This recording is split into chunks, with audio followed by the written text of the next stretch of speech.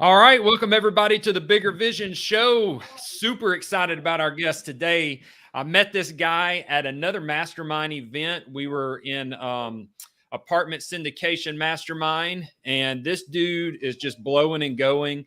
He's got his own mastermind as well. And I just liked his energy, thought he would be an excellent person to be able to share his story. He's actually started a business from scratch, was able to leave that business and it's still run and be profitable. And then he's done another business the same way and sold that. And he's got his mastermind now, and he's teaching others how to do what he's already done. So we got Mike Wingard with us. He is also known as Legacy Mike. So Mike, tell us where you started from and where you're at right now and kind of catch us up to speed. Yeah, man. Appreciate you having me on here. I love doing this kind of stuff. This energizes me so much. So, as you guys have questions, like post them, we'll answer them. I'm all about that. Definitely.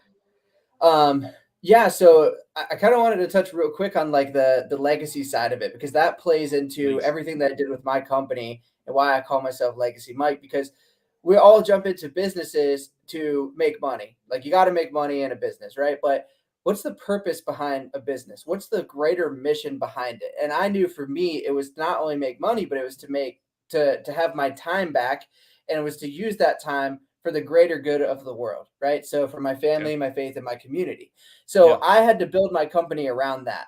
And so essentially what I did was I started a company out of pure desperation, actually. Like, I just needed money. I started cleaning windows just to make some extra money.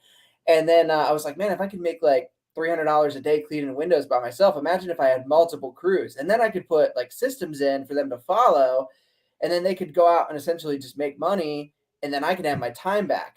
So in 2.5 years, I built my company up to where it was doing about 600,000 in revenue, and we had pretty high profit margins. It was in the cleaning, which you understand is Was just good business. windows? We did window cleaning, pressure washing, and then commercial, like recurring, or like if we had move out cleans or something like that. Yeah. And I basically had an office manager, a general manager, and operations manager. And I was working less than 5 hours a week in the company. And so, I was making over 6 figures in net income, and I was doing my own thing. Well, then I was like, the real test if my company is going to run is if I move away.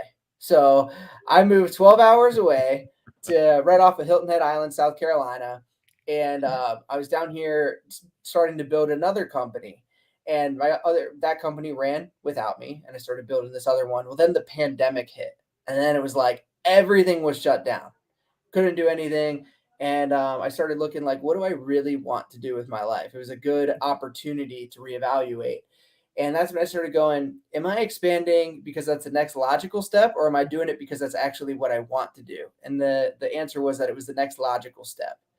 And so I just started making videos encouraging people that we were going to get through the pandemic. Everything was going to be good. People started messaging me, and they're like, man, dude, that video really hit me, and I love everything that you were doing. And then that's kind of how the mastermind happened. So that's kind of my story in a nutshell. And I helped start a moving company down here in Bluffton, and we got rated best moving company in the area year one, which is pretty cool. Man, that's insane. So you've got a family and kids. We were talking about it in the green room. Yeah. So were they with you on the start of the cleaning company?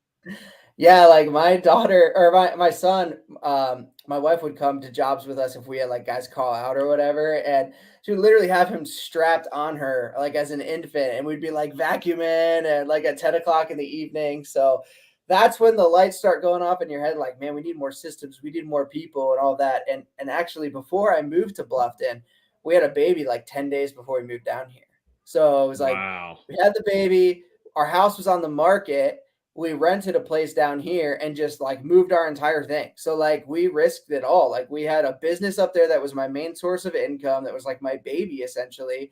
A house still on the market, a brand new baby, moved to a city where we didn't know a single person down here. We literally just picked a spot on the map, and we're like, it would be cool to live by the beach. And we just did it. That's crazy. So are you still in Hilton Head? Yep. Yeah. Oh man, so many folks in South Carolina that I know that are in real estate. It feels like it's the real estate hub over there. It's cool. So dude, tell me how much capital did you have to start up your cleaning business? Yeah, so, like, that's the best part about it was I had nothing. Like, I started it out of pure desperation. Like, I remember looking at my bank account, and I will never forget this number. I had $143 in my account. And I went from a six-figure salary, like 6 months, like, before that. My wife and I were both working at, a Fortune 500 company in Pittsburgh, and I decided to quit, and I wanted to start my own business. I started selling real estate, as an agent, thinking that would be, like, a good thing to do, and it wasn't. I hated it. And then I started depleting. I had, like, $25,000 saved up, and I started depleting through my savings over the course of, like, 5, 6 months. Sure. And then I just look at my bank account, and I'm like, "Dude, we have no money, and, like, we have a kid on the way." And I was not used to that. I was used to making $10,000 a month, you know? Yeah. And then that's when Were my you in buddy was, sales at that uh, Fortune 500 company? Were you I in was, sales? no, I was in merchandising. So I was like a Okay. buyer. I worked Yeah. for Dick's Sporting Goods. Okay. So Gotcha. yeah. And then I just remember like I went to dinner and my wife and I, like, we had no money, dude. We literally had a gift card to go to Outback.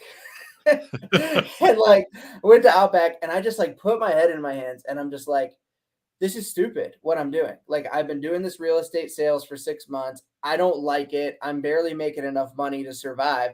And my buddy was like, you should just start cleaning windows, dude. You could go out like tomorrow and make money. And I was like, I literally went to Home Depot. I got a bucket and a mop and a squeegee, and I started knocking on storefronts. Dude, can I clean your windows for $10 right now? And like, I think they felt bad for me, so they let me do it, and they just paid me cash out of the register. But like, I was making like $100 a day just going out cleaning windows, and that was with me going out and canvassing all day to get the work. I'm Yeah. like, imagine if I actually had contracts, then I wouldn't have to go out and Right. sell all day. Dude, your story's so similar to mine, man. That's Yeah, exactly how I started. It was I got a buffer and I got on the internet to figure out because I was like, I do not have $25,000 to buy a truck mounted steam cleaning unit to go yeah, clean commercial any carpet. And I got on Craigslist, found a buffer, got online, found out what chemicals before I bought the buffer, what chemicals would work with it, and then literally went door to door.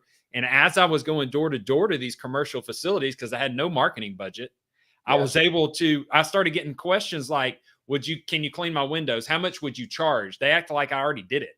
How much yeah, would you charge to clean my windows? And so I picked up window cleaning, car detailing. yeah, It's just a hustler in you, man. yeah. Yeah, I love that. So tell me more That's about funny. that. You got your windows going. Yeah, Um, no investment. You've got almost pure profit taking place because really all you yeah, had was your soap yeah. and maybe the rubbers that wear out on the squeegees. Yeah. How did you So move from that point? yeah, so I started thinking like I need to go after these bigger ticket jobs, more high profit. And so I would go out on Saturdays because I knew everyone would be home, and I would actually go door knocking in neighborhoods. And I went in this one neighborhood. It was a private community. It was a retirement community. So I knew all my customers were going to be there, like people who can't do the work and don't want to do the work and have the money to pay. So Yeah, I was like, this is perfect. So and it said no soliciting there, and I just didn't care. So I right. went door to door. The literally, dude, the first door so the first door I knocked on, they weren't home. Literally, the second door I knocked on, the person was like, "I need my windows cleaned. How much is it?" And I'm like, "It's $200." And she's like, "Great. When can you do it?" I'm like, "How about next week?" So I go and do this job, and this story's so cool, dude. So roll with me here. So I show up to do this job, and I'm like, I have no clue what I'm doing.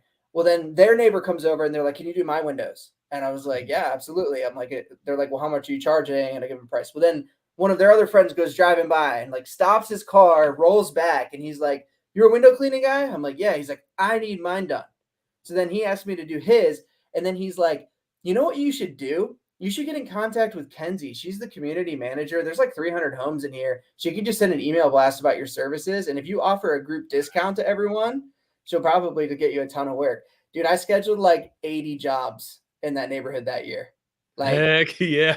yeah, like I remember I was at the doctor's office with we had a newborn at the time, and I got 25 jobs in one day. Like I just created a package because it was a retirement community, so I didn't have to quote because every home was the same. Yeah. So I was like, if you have this type of home, it's this price. If you have this type of home, it's this price. And they would just go online and book with me. And I look at my schedule and I'm like, dude, I just booked like $8,000 worth of work in one day. This is Dude. crazy. But you know what? I find that when you put yourself out there, it really does happen that way. I Yep. mean, you're going to get some no's and some rejections and whatnot, but all of a sudden something just hits and momentum starts. And it's all because you were willing to jump. And when your back is against the wall like yours was, you was like, I got to get out there and make something happen. Like Yep. I'm broke over here. Like, what else am I going to do? So Yep. there's this fire in you that is not in others when they're sitting in a place of comfort. Totally. So it was, that's a fabulous story, man. I love Thanks, that. man. So, Yeah. all right, now how did you get into having a team and working your Yeah. processes so you weren't actually cleaning the windows? Yeah. So once I knew I had enough work, like I had about $8,000 worth of work, I was like, all right, it's gonna cost me like, $3,000 to get two part-time guys, like 30 hours a week or whatever. I could be off my numbers. You guys get the point. So I was like, Right. I'm gonna hire two guys, and then I essentially, once they were trained up, I would meet with them in the morning. I would send them out to do the jobs, and if they needed anything, they would either call me or I would show back up, and then I would go out and do all the sales all day. So continuing to door knock, posting on social media, meeting with property managers, all this stuff, making sure we had a full pipeline. And then I was like, you know what, dude, I'm getting like really tired of selling all the time. Like, I don't want to start the month at zero. I want to Yeah. have like recurring contracts. So then I was like, what can I do that's recurring? And we were making pretty good money in window cleaning, and we were getting a ton of requests for pressure washing. So we got into pressure washing as well. So we had kind of like an exterior cleaning crew out there with like 2 to 3 guys. Well, then I started going to commercial buildings, and I was like, do you guys need like commercial cleaning? And I just started hitting everyone up and getting bids. And I had about $4,000 worth of recurring commercial cleaning going. And Man. then I ended up talking to this huge, it was like, I mean, this is a small market. There's less than 50,000 people in this market. Sounds like my And town. Yeah. yeah, it is. It's State College, Pennsylvania, where Penn State is. It doubles when the students are there. Yeah. But there was this facility. It was 350,000 square feet, and it came across as a home advisor lead. And we went in there and we walked it. They wanted trash taken out every day, 24 bathrooms with multiple stalls cleaned every day. It was 100 toilets per day. They wanted all the floors buffed, stripped and waxed, all the carpets cleaned. I mean, like a full service janitorial thing. And I had two guys on my team, and I had no money, like no cash saved up, and I just bid on this thing. It was $12,000 a month. This is a $140,000 contract, and I ended up getting this thing, dude. I ended up getting this huge contract. So my Hold on, slow down. How did you know you were bidding the amount that was actually going to make you profitable? I didn't. That's the thing. But like I would just ask really good questions. I'd be like, so like tell me about your budget. And he's like, well, I can't tell you what it is, but like I can tell you it's between 10 and 15,000 a month. Yeah. And I'm Yeah. like, okay. And that was after I talked to him a couple different times. And then one of my other friends was bidding it, and he's like, I don't want anything to do with this. This place is freaking huge, dude. And we don't have the team for it. And I was like, well, what are you guys bidding it at? And he was like, well, like we didn't put a bid in, but like if we were to do it, it'd be like 15. And I was like 15 a month. And I was like, all right, well, his is probably going to be high, you know? So then I ended up bidding it at 12,000. I bid it at 13,000, I think, a month. And the guy's like, you're in the ballpark, but it's still a little high. Then I was like, you do it for 12. And then we settled on 11,700. And then I did an introductory 2-month offer for him at 10,000 a month. And I Wow. was like, look, To we'll win do it. 2 months. Yeah. I was like, look, we'll do $10,000 a month for the first 2 months. If you guys don't feel like we're a good fit, we'll walk away. If we're a good fit, we'll bump it up to 11,700 after that. And you got a year did you actually have a contract or was it just verbal? We had a contract. Oh Yep. man, makes it even better. I love it. Yeah. Yeah. Dude, so now how did you decide, all right, I've got this building. Now I'm fixing to have to work 80 hours a week with my two guys, or did you say, okay, I think I can complete it, or you ran through it for a trial run and realized how long it was taking? Tell me that. All right. So this is where the story gets really interesting. So the two guys that I had working with me, the winter was coming up, and they realized they weren't going to be doing pressure washing and window cleaning, and I was going to move them over to the other accounts. They didn't want to do it, and they both quit at the same time. So I had hired 2 guys to help me with this contract. The one dude quit the week before, or he's told me a week before that he wasn't going to come in. The other guy quit 2 days into the contract. Oh man. So I have this huge place. There's 500 trash cans that need to be taken out every day, dude. 100 toilets. Like, I cannot stress, this place was huge. You're Like, working even with 24 three hours a people. day just trying Yeah, to do yeah. your job. And we had to do it between the hours of 2 and 10 p.m. Mm. So, and it was a government building. So we had to have like security clearances. I had to like drug test people. It was this crazy thing. So like literally every day I would just like scour the internet with like my friends and Facebook and like reach out to people like who can work today that could pass a drug test and that could get a security clearance to go through here. It doesn't have anything on their Yeah. record. And I swear to you, dude, like I would get calls at like 11 a.m. and we'd have to be there at 2. And I'd be like, let's rush down. Let's get you a drug test. I'll tell them that's in progress. We'll get you, bring your birth certificate, your passport, whatever. We'll get you in. And then I would have no one for Tuesday. And the same thing would happen. And I did that Jeez. every week for like a month, dude. And I remember I got the flu one time and I went in there and I'm like throwing up in between cleaning these bathrooms. Like I would throw up in the toilet and then I would clean it and then move on to the next bathroom. So like the thing is that I'm trying to prove a point of is like these companies, and you probably have a million stories, the exact same thing of hardships and just being like, dude, screw this. This just sucks. But like to have the vision in mind to know where you're going, there's that quote that says, a person who forgets the ultimate is a slave to the immediate. Oh, I So like that, man. if you just think about what you're doing in the moment, it's gonna suck. But when Yeah. you think about what the ultimate goal is to build a big business that has teams and systems in place, that's why I was able to leave my company for 2 years and let it run without me because I put the work in leading up to it. Yeah. There's there's a confidence in I've had these conversations before with others, and there's a confidence in myself that lets me know that I will be great in whatever great is to you. Great to Yeah. me is to be financially independent, to be able to have successful business, to be able to have great investments, do what I want to do when I want to do it. And I know that is me. Whether I am sitting there cleaning a toilet right now, trying to work up to that, it's like you said, the vision is there, and there is something that takes place mentally when you sit there and declare. Like in the mornings, I will sit there and get up and talk about where I'm going to be 5 years from now, For as sure. if it is today, and Yep. it becomes a part of your DNA. It's like you Yep. can't move outside of that. Does it mean you won't have bad days? Absolutely not. You're going to have days where everybody calls in and you're sitting there throwing up in the toilets you just cleaned.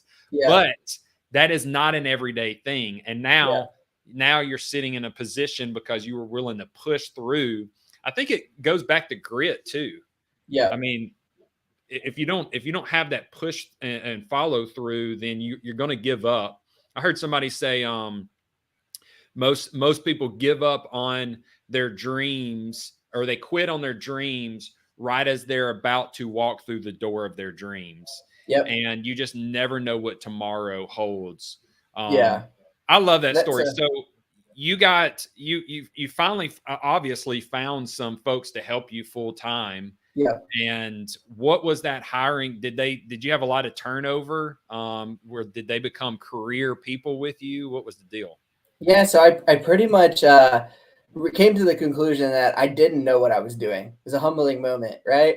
I I'm had glad you're not the only one. yeah, right. And I think like some people out there they just need to hear that, right? Because like we think we know Yeah. what we're doing, but I was like, man, I need someone to help me, and I ended up hiring a coach, and it was a lot of money. It was $2,500 a month for this person, and I was like, man, my company's bringing in like 20,000 a month in revenue at this point, but I'm like, it's like over 10% of my sales, like my Yeah. gross sales, you know? Yeah. And so I hired this guy and he had built a $15 million cleaning company and he was young. So he understood what I was going through. And he's like, what's your mission and your vision and your core values for your company? And I'm like, oh yeah, I mean, I have them. Like I could tell you like kind of what they are. And he's like, well, you don't have them then. They're not on paper. And then I was like, okay. So then I got it on paper. And then he's like, your interview packet. You have 5 core values, right? So 3 interview questions per core value on your interview packet. I'm like, This is okay. good stuff. Yeah, yeah. So then we start doing that. And then we started going through a hiring process, and then he's like, why are you meeting with all these people individually to hire them? Like do a group interview, like get all these guys in at the same time, maximize your time. And then it was just like, that quote that we just had, the being a slave to the immediate. The other quote that comes to my mind is that vision gives pain a purpose. So when you guys are going through pain and you're experiencing um, something in your business that's very painful, that you're constantly like, oh, I wish this would go away. Well, it's never going to go away unless you do something about it. So like if Mhm. you're having a pain in hiring, you can't find the right people. Like you need to learn how to hire people better. If your Dang employees, straight. yeah, if your employees aren't doing what they need to do, well, like you as a leader need to put more systems in place, more training, Yeah, more vetting on the hiring process. So my point in that is like make the next investment in your company wherever you're at. So if you're experiencing a problem with your employees, like we need to invest in this next season before we can see the result. And everyone wants the result right away. And sure. once you start making an investment one after another, well, then there's like no more things to invest in. It's kind of just like maintenance at that point.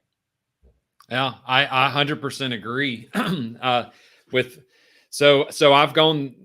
I just love the fact that our stories are so similar, Yeah. especially the fact that we both are in the cleaning side of it on our startups. But I mean, the hiring was an issue, and then I was the bottleneck, and I had to be on every job site to make sure that it was to get it started, and then to get it the quality check and the system. I hired a coach as well, and I Yeah. think that's one thing as entrepreneurs, we are very slow to ask for help. Now, we will Yeah. seek out resources, but to physically say, "Hey, I need help on this," is difficult, because I think it's that mentality of I'm going to make this happen no matter what it takes, that Yeah. allows us to push through and actually make it happen.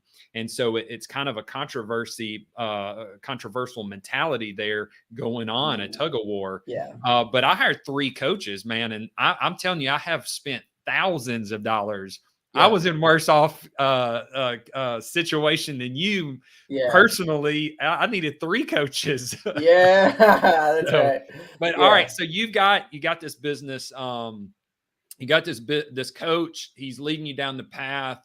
You got Yeah. this vision and the core values. You're starting to build this foundation for your company, and you understand when you've got a problem over here, you start throwing focus towards it so that you can in the next season have lose that problem. Next season, you're not going to have that issue.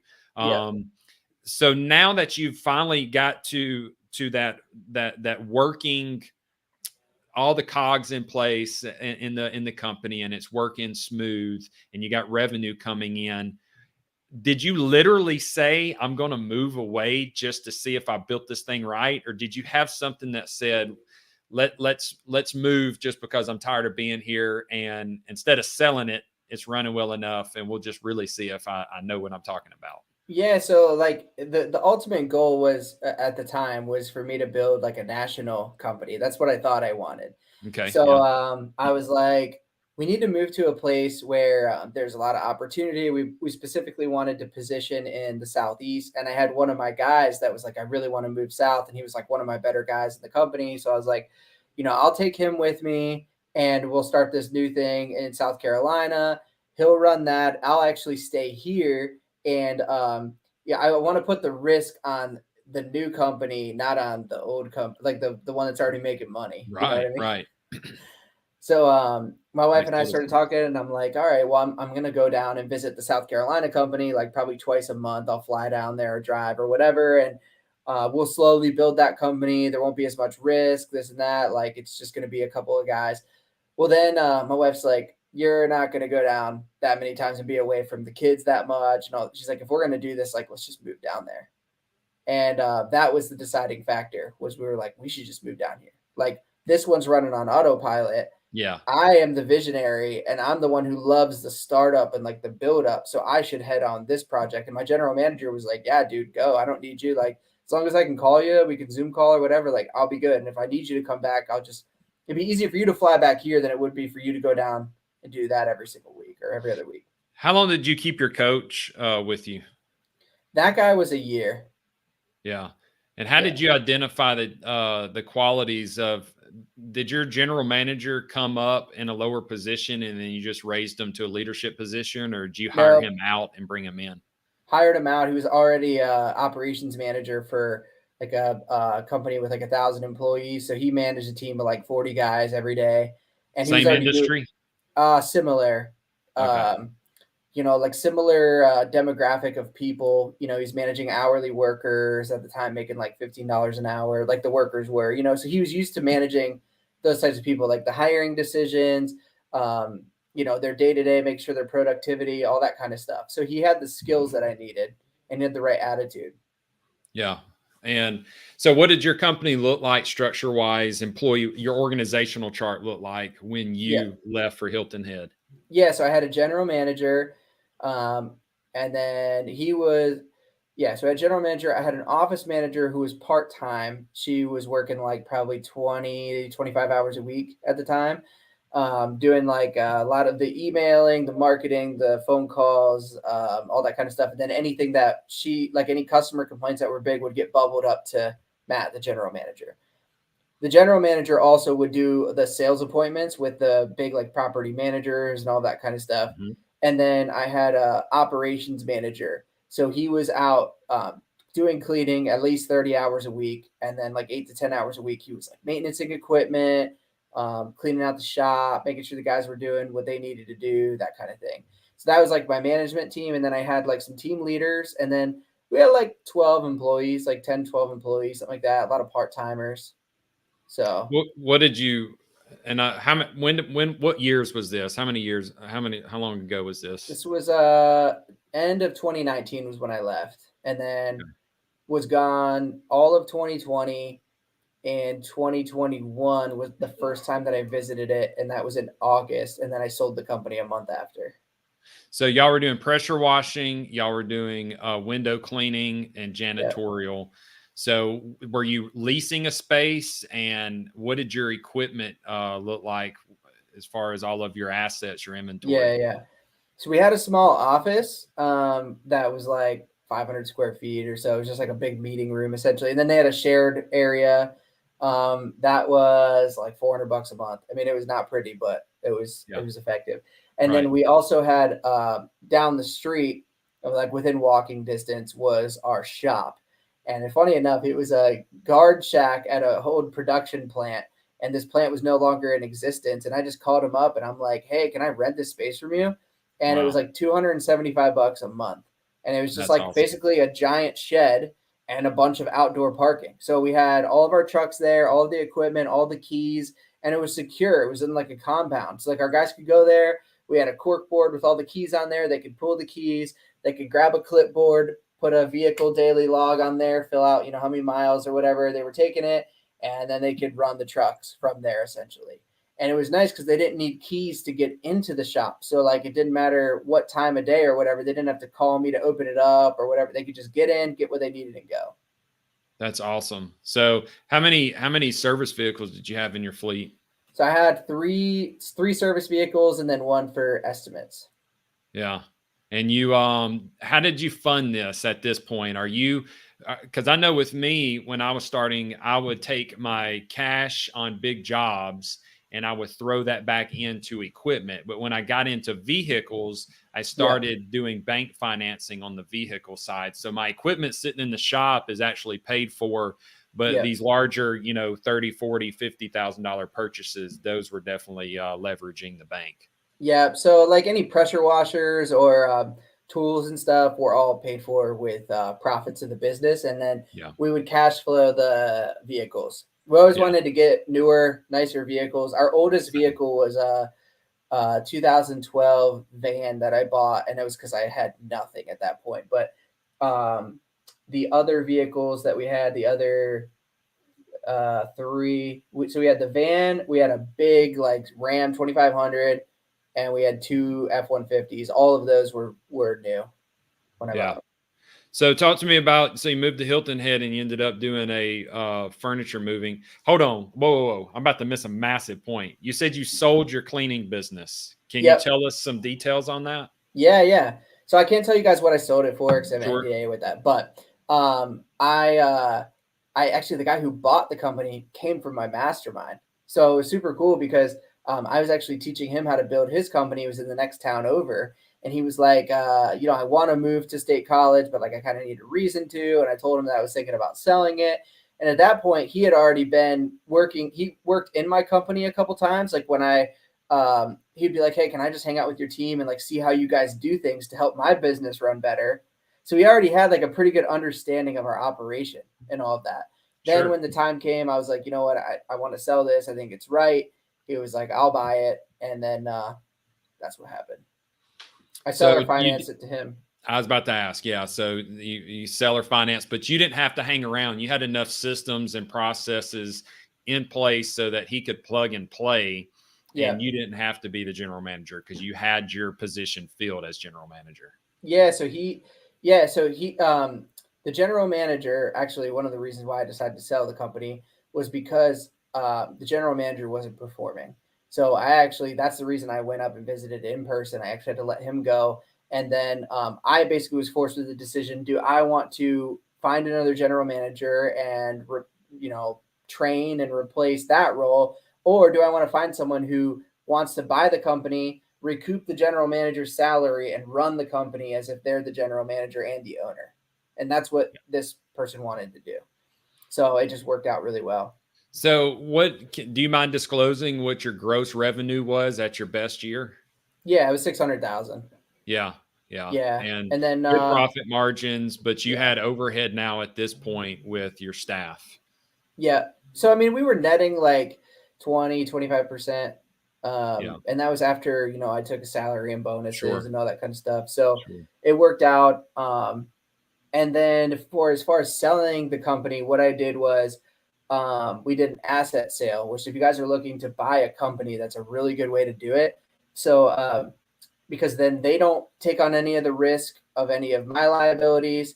And it's just a cleaner sale. And then essentially what I did was I pulled all the available cash out of the business, and that was sort of my down payment. And then he essentially bought all of the assets, which was the customer list, the trade name, the blue sky, as we call it, all the vehicles. There were a few that had liens on them that were then titled in his name, and then all the equity in the assets of the company. And the interesting thing is, so it's almost June now, and I sold it in September, and all the employees that were with me are still there with him now. Dude, that's So impressive, man. yeah, so That like speaks a lot about what you had already running and the fact that he was able to come in and still keep the same culture. yeah, Yeah. exactly. So talk to me about how did y'all with the vehicles that you had the liens on it? Did you have to go to the banks and transfer the name, or did he just take over the note and y'all had a contract sitting in the background? Second one. Yeah. Okay. All right. Yeah, Because and I then always he actually, wondered what you did with the debt in a business when you sold it. it's hard because two of the vehicles were through Ford Credit at 0% financing too. Yeah. So it's like, Yeah. Why okay, would you so get rid of that? we could transfer it over, and you have to pay interest, and we'll have to go through all this legwork. Well, he ended up selling one of the vehicles, so that was cool. The one that had an interest rate on it, and then he ended up inheriting his dad's truck. So then he was like, I don't need this other truck. So now we only have one truck that has a lien on it, and it's got like $10,000 left. So it's no big deal.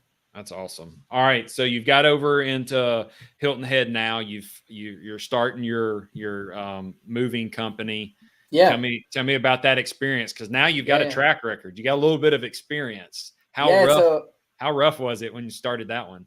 yeah, so like I can tell you guys, like once you learn how to do these things, like the next one is like just it's almost like a breeze, to be honest with you. Yeah, And that's kind of the point around, like, so you've hired coaches, I've hired coaches. Like that's why it's so important, is because the compound effect, like not only are you learning how to build it in your current operating company, but it applies to every business that you have absolutely. going forward. So I would say like make the upfront investment as soon as you can, because you're acquiring skills. And so basically what happened was I was looking to move, and I was getting quotes, and there was these two people that were working for a moving company, and they started asking me questions why I was moving and this and that. And I told them what I did, and they were like, I was moving from a different house. We rented the house in Bluffton, and that was coming up on a 1-year lease, and so we had to move to a new place. And they're like, well, we work for a moving company. Like your story's like really interesting, like we've been thinking about starting our own. And I was like, well, here's like my free Facebook group. Check it out. There's tons of content in there. I gave them access to my course for free for, the move and stuff. But then they were like, dude, you want to just like go in on this moving company together? Like, will you be a partner with us?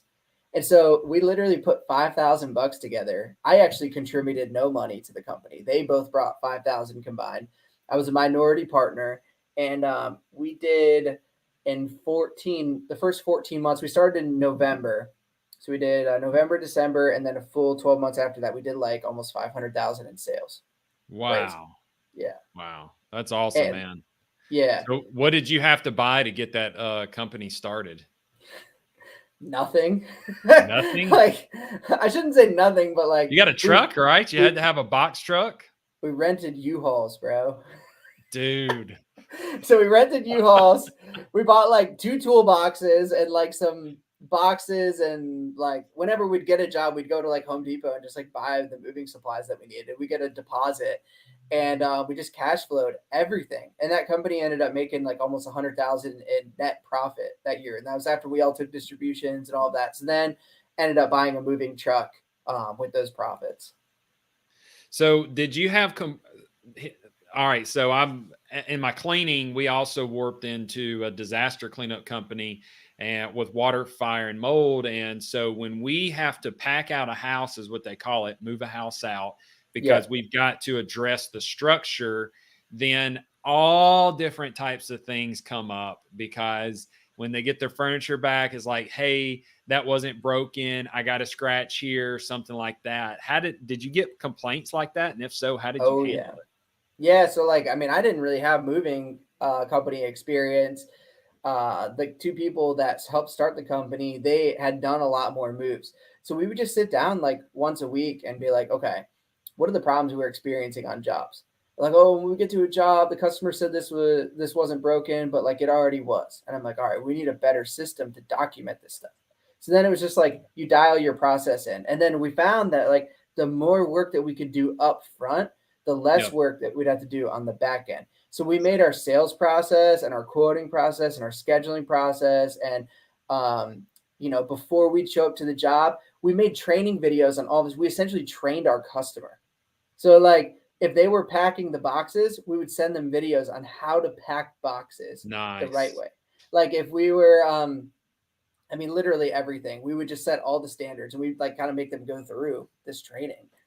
So my daughter is she's coming for the summer. She's working. She's 15. She's going to be getting her license, Cool. and she wanted a car. So I was like, "Bet I'll get you a car, but you're going to have to work because I'll cover the car payment. I'll cover the insurance, but somebody's got to pay for the gas, and I'm not going to cover the gas because Yeah. this is a part of adulthood. If you want that freedom, let's train you what real adulthood is." So I told her one of the duties she's going to do this summer is follow my crew with the iPhone, film them. So now we've got a better onboarding and training process instead of just SOPs. So I Yeah. love the fact that not only did you train your employees, you also trained your customers how to be Yeah. prepped to make your job easier. That's very, very smart. Yeah, thanks. And then the same thing with our team leaders. Like the first thing that they would have to do is go through and they would have to document things before we even started. They would talk to the customer, all that kind of stuff. So Yeah, John said it's so informative. One of the biggest things that he's taken away is the process improvement. So John's in the real estate business. He's big into it. He's got teams and just trying to find the functionality and the process to keep. And he's not always present. I mean, he's all over doing different things in different states, but he has a massive portfolio that he takes care of. And that's it's been awesome. fun. We collaborate a lot. It's been fun to just kind of watch each other's journeys. Yeah. So tell me about your coaching.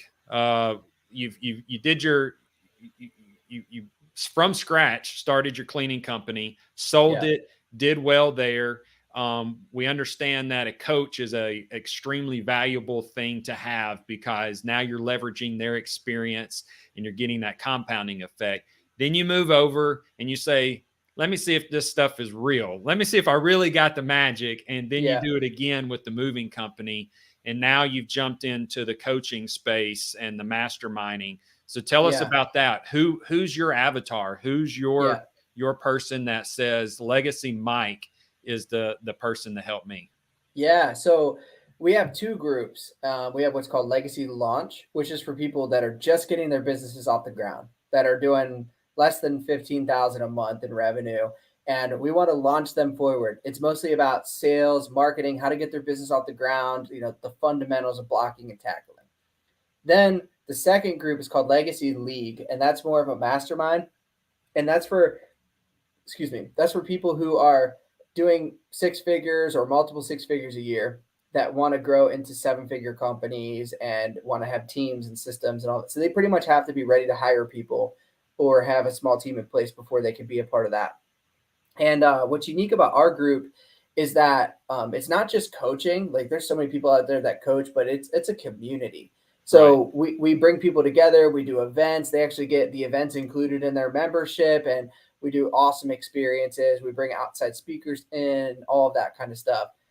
And the cool thing about what we do for coaching specifically is I didn't expect to be a coach. Like, I just started making videos and people would comment or they'd message me and say, "Oh, that really helped me out, this and that."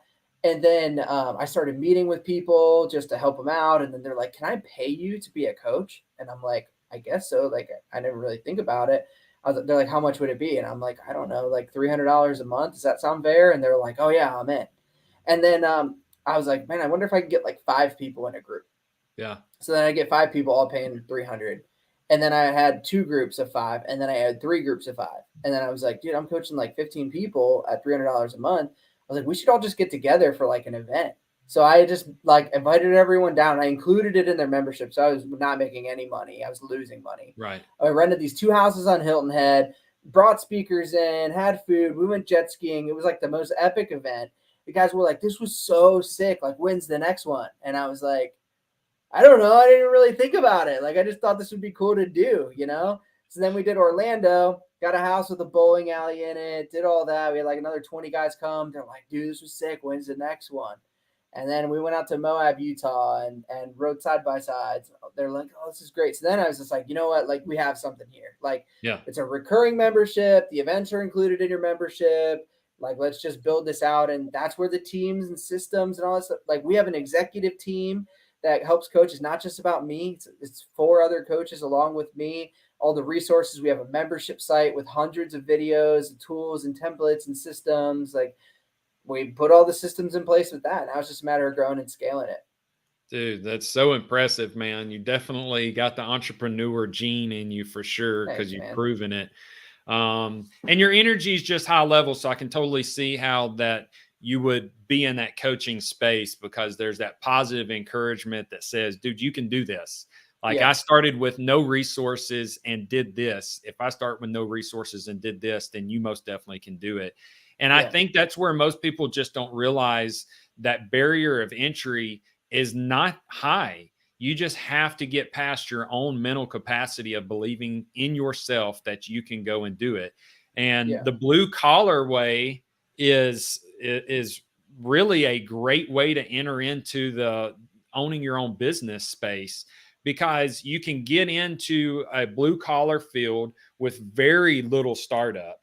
Yeah. And then you can sit there and learn all of your education on YouTube to be the honest truth about it because so many people like yourself just puts free content out there and you absorb enough of it, you're going to understand this is what Yeah. I need to do here. This is what I need to do there. And before you know it, you've got cash flow coming in. And when you're at capacity, you just start delegating off. Yeah. And then you have time to start building those processes and systems. So what do you want to see this mastermind grow to? Like, tell me, where's your goal at? Do you write Yeah. down goals for like year, 5 Oh, year, 3 yeah. year? Yeah. Yeah. So the goal is to for our top level group to have 30 people by the end of the year.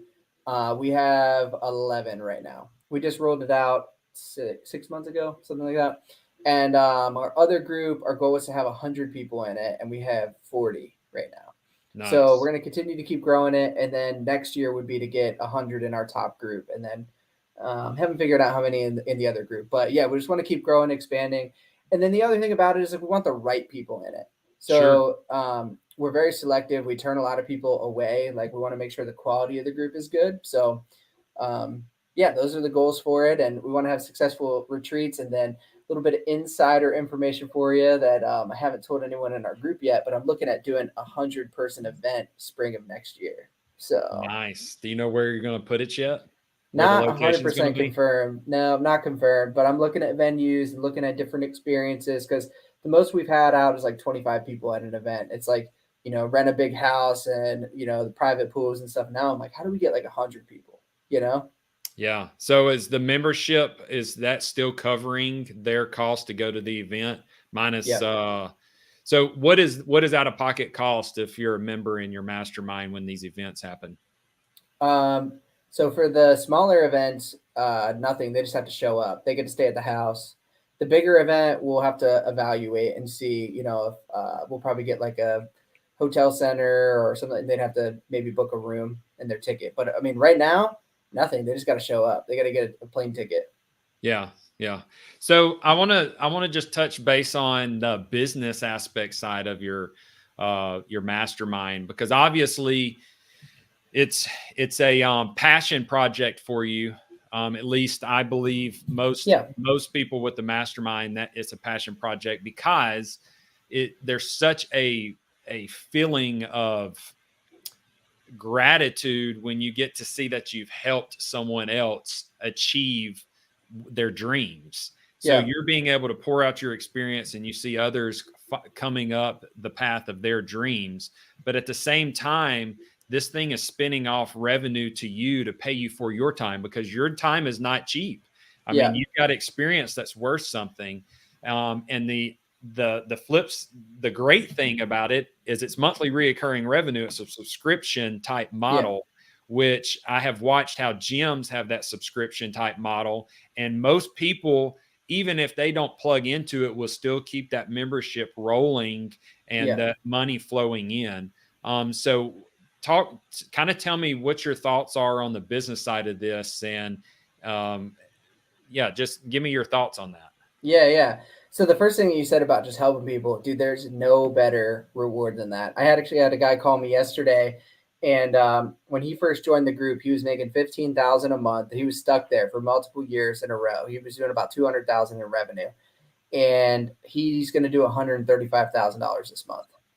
Dang, that's awesome. Plugged into my mastermind 18 months ago, and he's got a recurring revenue in his business of $65,000 a month. So like he's already starting every month at 65, whether he sells or not. So it's pretty cool. What is it about your mastermind that I want you to answer the first question I asked, but sorry to interrupt. What is it about your mastermind that allowed him? What do you think that key was that allowed him to do that?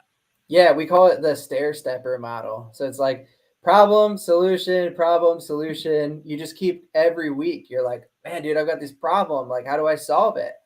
And I mean, from working with a lot of these contracting companies, like, first of all, they don't even know what their problems are. Yep. Second, they don't know how to solve them. And third, like, they don't have the tools and resources, or the accountability is a huge thing, right? Yeah. So showing up to these meetings, we used to do these meetings in the evenings because I was like, I want you guys out there working, doing your thing. Now they're during the middle of the day. They're at 1 p.m. because I'm like, guess what? You guys are going to get off the truck. That's what you need to do. Like, work on the business, not in the business. Yeah. So like the group is specifically designed for that. And then you got two things. Like you have me and then 4 other people on the executive team that help coach you. But then you also have peer-to-peer coaching. You have people that are in the weeds with you that you can pick up the phone and be like, dude, today has been a train wreck. It's been awful. Like, and sometimes it's just good to have that, And then the last thing, and this kind of ties into your thing about the logistics of the mastermind, is one of our core values is family first. And we don't want a coaching group or a mastermind that's transactional. Like, hey, here's some information, go implement it. Yeah. Like, we want people to show up to events and be like, dude, how's your kids? Like, dude, that's awesome that you sponsored your son's little league team and all this stuff. And what happens is the accountability becomes a second nature, because you're like, dude, I'm not going to show up to the next event where I was at the last one. And even for me, dude, like, so I'm going to look like a different person when you see me in Vegas, dude. I've lost like 30 pounds already since Vegas. And Man, yeah, dude. yeah, yeah, Congratulations. That's huge. thanks. Yeah, but like I started watching the videos of myself at events and I'm like, dude, I need to lose some weight. Like I didn't realize I was that big, you Yeah. know? And then I keep telling the guys, I'm like, when we go to Moab in September, like I'm gonna be a beast. I promise you. And one of the guys, I'm like, if I don't show up as a beast, I will let you headlock me and throw me in front of everybody and we'll get it on camera, you know? So it's like it's accountability. It's awesome, man. I mean, masterminds have changed my life. I know we're in a mastermind together and you understand the impact. That's why you started your own. It's and the accountability factor and those relationship capital Yeah. is what it is. That accountability, the communication. You know you got somebody you can lean on when you're just hitting that roadblock. Dude, spectacular. I love you dropped a ton of gold on Thanks, the man. audience. How do they reach out and find you if they want to plug in and follow you on social media, if they want to get involved with your mastermind? What are those areas they can reach you at? Yeah, so everything on social is either Legacy Entrepreneurs or Legacy Mike. Dropping new content every day, multiple reels a day on all platforms. And I have tons of free resources I could help people with. And, I also just wanted to say, dude, like, I know I probably talked so much on this thing. And I No, want to that give was the you, whole point of it. thanks, man. I want to give you a chance. Like, we got to connect and get you in our group, helping some of our members and stuff. There's a lot of value and, the in-person events and stuff like that. So let's talk offline about that. Dude, most definitely. I've been watching you. I've been catching your clips, and I'm like, these Thanks. guys got it going on. This is an event. Matter of fact, I watched your side by side event and Yeah. almost plugged into that. It was just bad timing for me. Yeah. Yeah. But for sure, dude, look forward to seeing you in Denver. Appreciate your time. Everybody that's tuning in, this is on YouTube, LinkedIn, and the Bigger Vision Facebook page. If you're not already a member of the Bigger Vision Facebook page and you're watching it on one of the other platforms, please hop over to Facebook. Plug in. It's free, cost you absolutely nothing. We have superstars like Legacy Mike that come on here and give close to an hour interview about their story and how you can better yourself in life, get financial freedom, start a business, scale a business, whatever it is. There's investors on here. We were talking about retirement plans a couple of weeks ago. And then also, if you want something to listen to in the gym, you can plug in the Bigger Vision podcast. I release one every Monday, a new episode. Those are anywhere from 10 to 25 minutes. Gives you a little inspiration, a little pickup. That way you can charge through your day and just live in success. Legacy Mike, dude, appreciate you, brother. I'll see you in Same. Denver. See you in a couple weeks, man. Let's go. That's right.